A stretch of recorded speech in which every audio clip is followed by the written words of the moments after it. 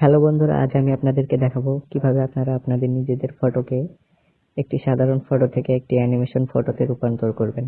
তো এই এডিটটি করার জন্য আপনাদেরকে প্লে স্টোর থেকে টেলিগ্রাম অ্যাপটি ডাউনলোড করে নিতে হবে। তারপর এখানে সাইন ইন করে নিতে হবে টেলিগ্রাম অ্যাপে। তারপর এখানে সার্চ করতে হবে অ্যানিমে এআই। তারপর এই যে এটাতে ক্লিক করবেন, করে এখানে আপনার একটি ফটো আপলোড করে দেবেন।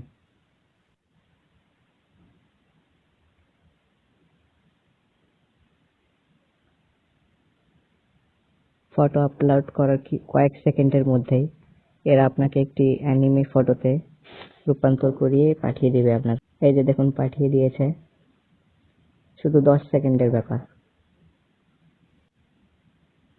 তো এভাবে আপনারা বানিয়ে নিতে পারেন নিজের জন্য একটি অ্যানিমে ফটো।